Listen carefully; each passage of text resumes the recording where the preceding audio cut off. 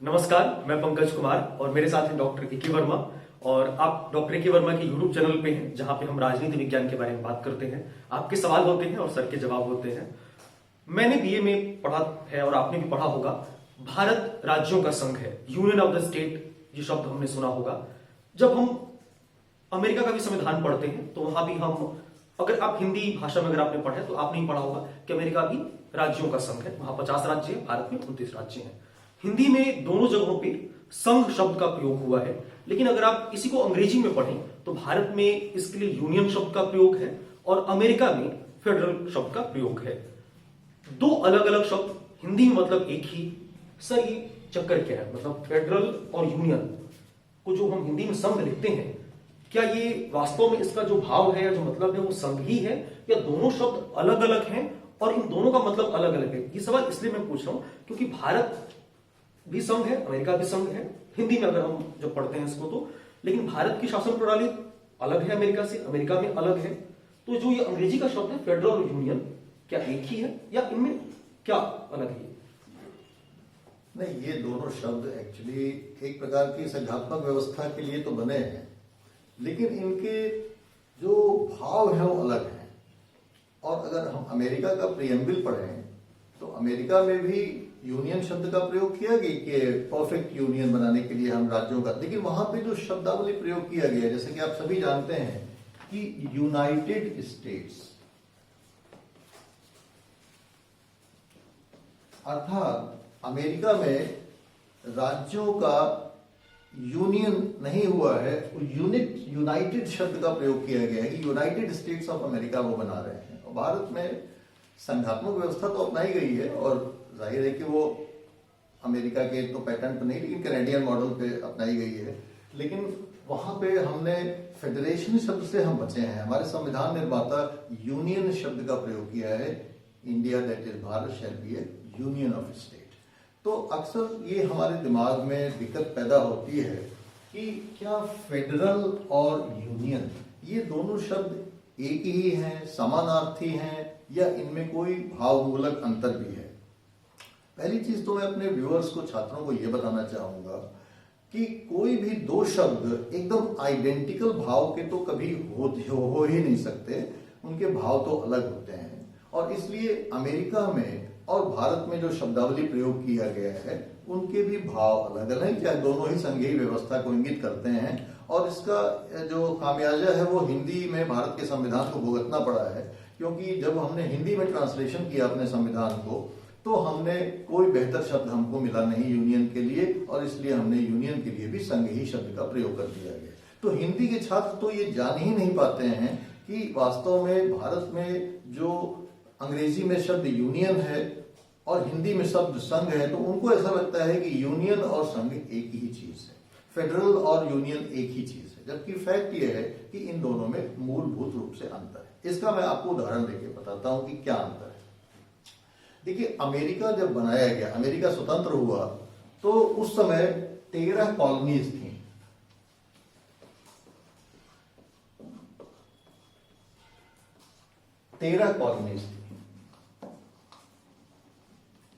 और अमेरिका को भी इंग्लैंड से स्वतंत्रता मिली। अमेरिका भी इंग्लैंड का गुलाम था, जैसे हम लोग इंग्लैंड के वो थे गुलाम थे, उसी प्रकार से अमेरिका भी गुलाम था इंग्लैंड का। तो जब 13 राज्यों ने वहां पे स्वतंत्रता प्राप्त की तो उन्होंने स्वतंत्रता के बाद, क्योंकि वो सारे इंडिपेंडेंट स्टेट्स थे जिनको कि अंग्रेजी की गुलामी से मुक्ति मिली थी, तो वो सब आपस में इकट्ठा हुए और उन्होंने कहा कि भाई हम लोग जो है एक आपस में एक संगठन बनाए, जिसको कि उन्होंने कहा कि हमारा ये परिसंघ है। अंग्रेजी में इसको कॉन्फेडरल कहा उन्होंने। कॉन्फेडरल का मतलब ये था कि ये जो सारे अलग अलग राज्य थे, इन्होंने कहा कि भाई हम उस राज्य की तरह से तो बने रहेंगे, 13 राज्य तो बने रहेंगे, लेकिन हम लोग जो है आपस में कुछ थोड़ी बहुत शक्तियां इस परिसंघ को दे देते हैं, लेकिन हमारी इंडिपेंडेंट आइडेंटिटी बनी रहेगी। सब लोगों की इंडिपेंडेंट आइडेंटिटी ये 13 राज्यों की बनी रहेगी। तो गाड़ी आगे बढ़ी, परिसंघ बना, लेकिन परिसंघ से काम चला नहीं। उसके बाद वहां पे फिलाडेल्फिया में एक सम्मेलन हुआ जिसमें यह हुआ कि 13 राज्य जो है वो उसमें प्रस्तावित जो भी संशोधन करें और कुछ एक मजबूत राज्य बनाने की कोशिश करें। तो इन राज्यों ने और अपनी शक्तियां दी केंद्र को, और फिर अमेरिका में एक फेडरल स्टेट जो बना वो फेडरल स्टेट बना, और उस फेडरल स्टेट के बनने से वहां पे एक संघ की स्थापना हुई और वो 13 राज्य बने रहे। और इसका एक बहुत बड़ा उदाहरण ये है कि अमेरिका के ये जो फेडरल मॉडल बना, इसमें जितने भी राज्य हैं उनके बीच में और संघ के बीच में जब शक्तियों का बंटवारा हुआ तो ये कहा गया कि कुछ शक्तियां संघ सरकार को दी गई हैं और कुछ उनको मना की गई हैं, कुछ शक्तियां राज्यों को दी गई हैं और कुछ शक्तियां राज्यों को मना की गई हैं, और जिन शक्तियों का उल्लेख नहीं किया गया है वो सारी की सारी शक्तियां राज्यों के पास रहेंगी, राज्यों के पास, जिसको कि हम रेजिड्यूरी पावर्स या अवशिष्ट शक्तियां कहते हैं। और इस प्रकार से राज्यों की जो शक्ति है वो बनी रही एक प्रकार से जब संविधान बनाया गया 1789 में। ये 1789 में अमेरिका का संविधान बनाया गया। भारत में जब संविधान बना तो जैसा कि आप जानते हैं कि भारत में हम भी गुलाम थे अंग्रेजों के, और 1857 की क्रांति हुई, और सबसे पहला 1858 में एक एक्ट बना, और उस एक्ट से सत्ता जो है वो ब्रिटेन की महारानी को ट्रांसफर हो गई। और जब ब्रिटेन की महारानी को सत्ता ट्रांसफर हुई तो 1858 के एक्ट के अनुसार भारत में बहुत सारे राज्य थे, और बहुत सारे राज्यों को 2 वर्गों में बांटा गया। पहला वर्ग था कि जो ब्रिटेन के सीधे नियंत्रण में थे, इनको ब्रिटिश प्रोविंसेस कहा गया, अर्थात महारानी का यहां डायरेक्ट शासन था। और दूसरे प्रकार के जो देशी राज्य थे, देशी रियासतें थी, जो भी उनको आप कह लीजिए, उनकी संख्या बहुत ज्यादा थी, और वो सारे के सारे एक दूसरे वर्ग में आ गए, और उनका अपना अस्तित्व बना रहा, और उनके इंटरनल एडमिनिस्ट्रेशन में ब्रिटिश सरकार ज्यादा कदाही हस्तक्षेप देती थी, थोड़ी बहुत उनके ऊपर प्रतिबंध थे, लेकिन उनकी सुरक्षा और बाकी चीजों के लिए ब्रिटिश सरकार उसमें काम करती। तो 2 प्रकार के यहाँ पे 1858 में वर्गीकरण हो गए जहां तक भारत के राज्यों का सवाल था। उसके बाद गाड़ी आगे बढ़ते 1919 का एक्ट, 1909 का एक्ट, 1919 का एक्ट, और उसके बाद से 1935 का एक्ट आया।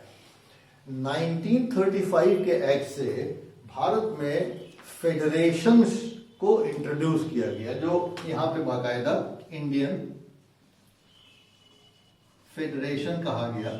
और इंडियन फेडरेशन जब बनाया गया 1935 के एक्ट में, तो 1935 के एक्ट में बाकायदा उसी प्रकार से मॉडल रखा गया कि जो राज्य हैं उनको कुछ शक्तियां दे दी गई, और शेष शक्तियां जो है ब्रिटेन की महारानी के पास या जो भी हमारे शासक थे उनके पास बनी रही। तो हमारे पास 1935 का जो एक्ट था उसमें फेडरेशन का ही प्रयोग था कि जो हमारा फेडरल मॉडल बना 1935 में, उस फेडरल मॉडल में वास्तव में 2 प्रकार के राज्य बने रहे, जो कि कुछ राज्य थे वो सीधे नियंत्रण में थे, लेकिन बहुत सारे ऐसे राज्य थे जिनका स्वतंत्र अस्तित्व बना रहा। और उसके बाद जब हमारा देश स्वतंत्र हुआ 1947 में, तो 1947 का जो एक्ट बना, अब हमारे सामने एक समस्या थी कि क्या हम 1935 का मॉडल लें या कोई और मॉडल बनाएं। 1935 का मॉडल लेने में समस्या ये थी कि भारत 600 से ज्यादा राज्यों का देश था, इसलिए ये संभव नहीं था कि उनको हम 600 राज्यों को अलग से एक कुछ कहते कि भाई आपको ये अधिकार हैं, वो अधिकार हैं। हमने उनसे कहा कि भाई देखिए ऐसा है कि हमारे पास दूसरा मॉडल है, और दूसरा मॉडल ये है कि हम पूरे भारत उपमहाद्वीप की परिकल्पना करते हैं, जिसको कि हम भारत माता कहते हैं। अपनी माता जैसे एक शरीर होता है, तो हमने एक ऐसे परिकल्पना की, एक ऐसे भारत की परिकल्पना की जैसे जिसमें कि एक अगर बहुत रफ तरीके से हम आपको बताएं, कोई व्यक्ति हो या कोई जैसे कह देना चाहिए कि कोई एक जैविक जो संरचना होती है कि शरीर जैसे होता है कि भाई हमने अपने देश की परिकल्पना की साहब ये हम शरीर हैं, और इस शरीर में आपको अंग की तरह से जुड़ना है। जैसे हम लोग के शरीर होते हैं, बहुत सारे अंग होते हैं, सभी अंगों का अपना अपना अस्तित्व होता है, लेकिन वो अंग जो है शरीर से जुड़े हुए होते हैं, उनको हम यूनियन कहते हैं। यूनाइटेड नहीं होता। यूनाइटेड तो नट बोल्ट से भी हो जाते हैं कि आज मैंने नट बोल्ट खोला उसको अलग कर दिया, लेकिन जिस तरह से आप अपने हाथ और पैर और कान और नाक वाक को अलग नहीं कर सकते, उसी प्रकार से भारत के किसी भी राज्य की जो परिकल्पना की गई कि भारत का कोई भी राज्य स्वतंत्र अस्तित्व वाला नहीं होगा जैसा कि अमेरिका में था, बल्कि वो हमारे पूरे भारतीय उपमहाद्वीप का एक इंटीग्रल पार्ट होगा। जिस प्रकार से उसका संबंध, जिस प्रकार से किसी अंग का संबंध शरीर से होता है, उसी प्रकार से हमारे प्रत्येक राज्य का संबंध भारत यूनियन से होगा या भारतीय संघ से होगा। तो ये फंडामेंटल डिफरेंस है कि अमेरिका में जो राज्य है 50 राज्य, वो 50 राज्य आज उनकी संख्या 50 हो गई है, वो सबके सब अपना स्वतंत्र अस्तित्व बनाए हुए हैं और संघ से जुड़े हुए हैं। वहां डबल नागरिकता है। वहां पे ओहायो स्टेट है तो ओहायो की एक नागरिकता है, न्यूयॉर्क स्टेट है तो न्यूयॉर्क की एक नागरिकता है, या कोई भी वहां पे 50 राज्य, हर राज्य की अपनी एक इंडिपेंडेंट नागरिकता है और एक अमेरिका की भी नागरिकता है। उसके बाद दो नागरिकताएं होते हैं। लेकिन भारत में ऐसा नहीं, हम केवल भारत में एक नागरिक हैं। आप चाहे किसी राज्य में रह रहे हो, आप केवल भारत के नागरिक हैं। तो हमने ये परिकल्पना की कि हमारा पूरा देश एक है और किसी भी राज्य का इसमें कोई स्वतंत्र अस्तित्व नहीं है, वो केवल उसके एक पार्ट के रूप में, शरीर के अंग के रूप में विद्यमान है। ये फंडामेंटल डिफरेंस है। मतलब अगर मैं समझूं कि जो दुनिया में फेडरल सिस्टम्स है और भारत में जो यूनियन सिस्टम है, इसमें जो बेसिक फर्क क्या सिर्फ यही है कि वहां पे राज्यों का अलग अस्तित्व है और भारत में नहीं है? मतलब अगर इसको आसान भाषा में समझें हम कि फेडरल सिस्टम से यूनियन सिस्टम अलग कैसे है, तो कैसे समझेंगे? देखिए, फेडरल सिस्टम से यूनियन सिस्टम में अभी हम लोग केवल शब्द की चर्चा कर रहे थे कि फेडरल शब्द में और यूनियन शब्द में कॉन्सेप्चुअल डिफरेंस क्या है। फेडरल में जो भाव आ रहा है वो अपने राज्यों के इंडिपेंडेंट एग्जिस्टेंस के बने रहने का भाव आ रहा है, और उसमें इस बात की संभावना रहती है कि वो राज्य चाहें तो उससे अलग भी हो सकते हैं। लेकिन उससे भी ज्यादा जरूरी ये है समझना कि हम अपने इस प्रश्न को अभी बाद में लेंगे, इस पर हम आएंगे कि भाई इन दोनों में फंडामेंटली क्या फर्क होता है, उसका इम्प्लीकेशन राज्यों के लिए क्या होता है। लेकिन अभी हम केवल इतना समझाने की आपको कोशिश करेंगे कि ये जो फेडरल और यूनियन शब्द हैं, ये फेडरल और यूनियन शब्द दोनों ही, अगर इसको हम एक तकनीकी भाषा में समझने का प्रयास करें अपने संविधान के परिप्रेक्ष्य में, तो आप ये समझते हैं, इसको हम एक फॉर्मूले के रूप में समझा सकते हैं कि अगर हम यूनियन शब्द का प्रयोग करें तो हम कह सकते हैं कि ये संघात्मक जो सरकार है, इसमें जब एकात्मक सरकार की मजबूती या एकात्मक सरकार की मजबूती मिला दी जाती है। अगर एक इक्वेशन के फॉर्म में लिखना भारत में है, जैसा कि भारत में है कि जो यूनियन है हमारा, उसमें जैसा कि आप जानते हैं कि सामान्य रूप में हम संघ के रूप में व्यवहार करते हैं।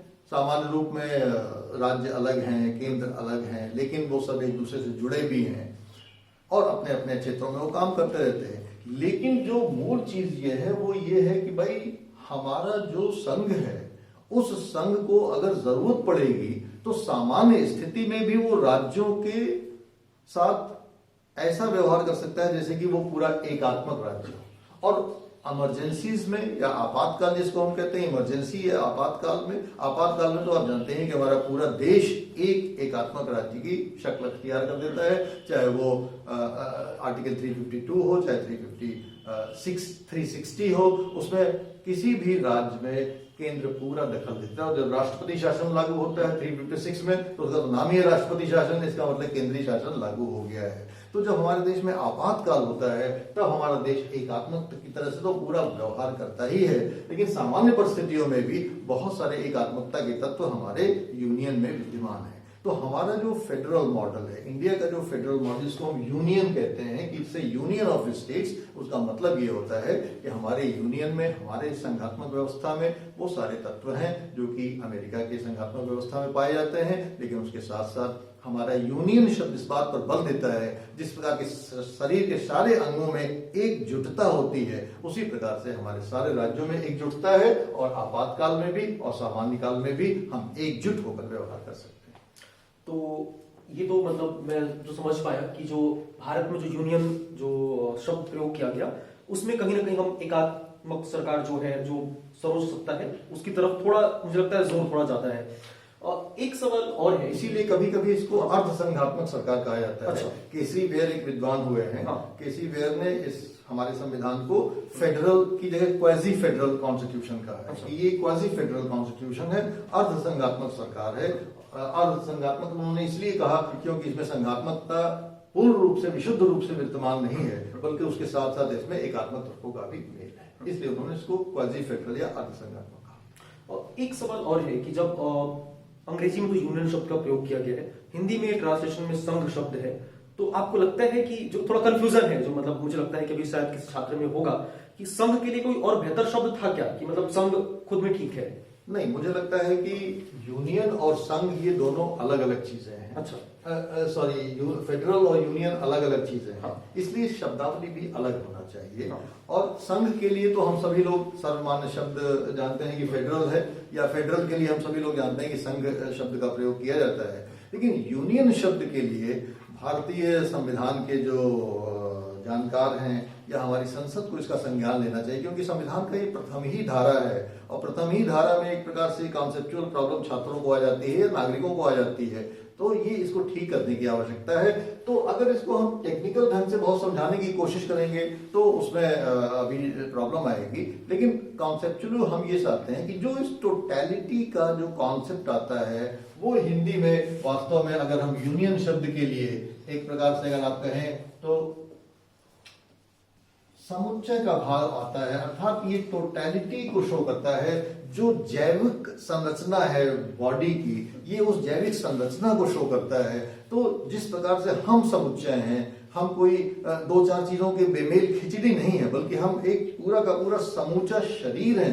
उसी प्रकार से हमारा जो संघ है वो एक राज्यों का केवल एक कलेक्शन नहीं है, बल्कि वास्तव में स्वयं में एक प्रकार की जैविकीय संरचना भारतीय संघात्मकता की है। इसलिए हम समझते हैं कि हमको इस फेडरल से और संघ से अलग करने के लिए और छात्रों को कॉन्सेप्चुअली समझाने के लिए कि भाई संघ शब्द में और यूनियन शब्द में कुछ डिफरेंस होता है, हमें अगर संभव हो तो दूसरा शब्द का क्वाइन करना चाहिए। अभी तात्कालिक रूप से मुझे समुच्चय एक शब्द समझ में आ रहा है, लेकिन इस पर चर्चा हो सकती है, इस पर रिसर्च हो सकती है कि इसके लिए और बेहतर शब्द क्या हो सकता है। अच्छा, अगर सिस्टम्स की बात करें, जैसा मतलब ये मेरा आखिरी सवाल है, वैसे शब्द तो हम लोग समझ गए कि संघ और फेडरल और यूनियन क्या है, और लेकिन अमेरिका में फेडरल सिस्टम, भारत में यूनियन सिस्टम, बहुत संक्षेप में अगर आप बता पाए एक आखिरी में, ताकि लोगों को आखिरी में क्लियर हो जाए कि फेडरल सिस्टम से हमारा यूनियन सिस्टम कैसे अलग है, बहुत संक्षेप में। देखिए, दो चीजें बस इसमें खास ध्यान रखने की आवश्यकता है। पहला कि जब हम फेडरेशन का निर्माण करते हैं तो पहला तत्व होता है कि राज्यों की पारस्परिक सहमति से एक संरचना का निर्माण हुआ, जैसे कि अमेरिका में हुआ कि 13 राज्यों ने आपस में सहमति की और एक अपना संघ बना डाला। तो वहां पहला तत्व ये था कि राज्यों की पारस्परिक सहमति से बना। भारत में जो यूनियन शब्द बना, या भारत में जो यूनियन या भारत में जो संघ बना, उसमें यूनियन शब्द का प्रयोग इसलिए किया गया कि यहाँ की राज्यों की सहमति की कोई आवश्यकता नहीं थी। पहला जो डिफरेंस ये है कि यूनियन में या भारतीय संघ, भारतीय जो कॉन्सेप्ट है फेडरलिज्म का, उसमें राज्यों की पारस्परिक सहमति से ये संघ नहीं बना है, जबकि अमेरिका में राज्यों की पारस्परिक सहमति से ये संघ बना है। पहला। दूसरा चीज कि जो फेडरल मॉडल होता है, उस फेडरल मॉडल में चूंकि राज्यों को बहुत सारे अधिकार होते हैं, तो राज्यों को यह भी अधिकार होता है कि वो चाहें तो संघ से अलग भी हो सकते हैं। जैसा कि अधिकार आपने union of socialist Soviet Republic में देखा था कि रूस भी एक संघ था, वहां भी 17 राज्यों का एक संघ गणराज्य था, लेकिन वहां पे एक व्यवस्था थी कि भाई राज्य चाहे तो संघ से अलग हो सकते हैं। जैसे ही 1990 में पेरिस्ट्रॉइका और ग्लासनोस्ट की थियरी वहां पे गोर्बाचोव ने लागू की, सारे राज्य सतत वहां पर संघ से अलग हो गए। आज union of Soviet socialist Republic का कोई अस्तित्व नहीं है।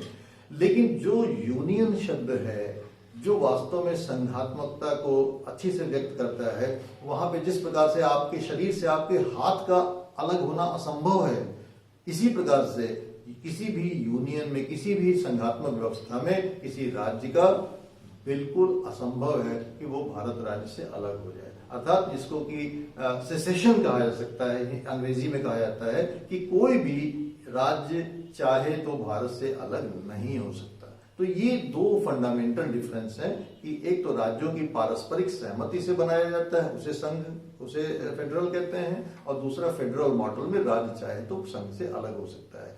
भारत में न तो यहाँ का संघ राज्यों की सहमति से बनाया गया है और न ही यहाँ किसी राज्य को ये इजाजत है कि वो भारतीय संघ से अलग हो सके। समझने के लिए तात्कालिक संक्षेप है। Thank you so much sir. उम्मीद है आपको ये वीडियो समझ में आया होगा। थोड़े कठिन शब्द थे लेकिन सर ने बहुत अच्छे से समझाया और अब तो मुझे भी क्लियर हो गया है, आपको भी हो गया होगा। अगर आपके मन में अब भी कोई सवाल है तो कमेंट बॉक्स में लिखिए, सर उसका आंसर करेंगे, संभव होगा तो वहीं पे, नहीं तो किसी नए वीडियो में। इस समय हम संविधान पे एक सीरीज चला रहे हैं, आपने 2 वीडियो अभी देख चुके होंगे। एक संविधान क्या है, कानून विधान क्या है, और एक दूसरा वीडियो था संविधानवाद क्या है। अगर आपने अब भी उस वीडियो को नहीं देखा है तो हम नीचे आपको लिंक दिखा रहे होंगे, आप उस पर क्लिक करिए और उन वीडियो को आप देख सकते हैं। आपको ये वीडियो अच्छा लगा तो लाइक करिए, शेयर करिए, ज्ञान बांटने से बढ़ता है। किसी खास मुद्दे पर कुछ जानना चाहते हैं राजनीति विज्ञान से संबंधित तो नीचे कमेंट बॉक्स में लिखिए, हम उस पर वीडियो बनाएंगे, रिसर्च करेंगे, सर उस पर बताएंगे आपको। और इस चैनल को सब्सक्राइब करिए, नीचे बेल आइकन दिख रहा होगा उस पर प्रेस करिए ताकि जब भी हम कोई नया वीडियो अपलोड करें, सामान्यतः हम हफ्ते में 2-3 दिन करते हैं, 2-3 बार करते हैं, तो आपको नोटिफिकेशन मिल जाए और आप उसको देख पाए।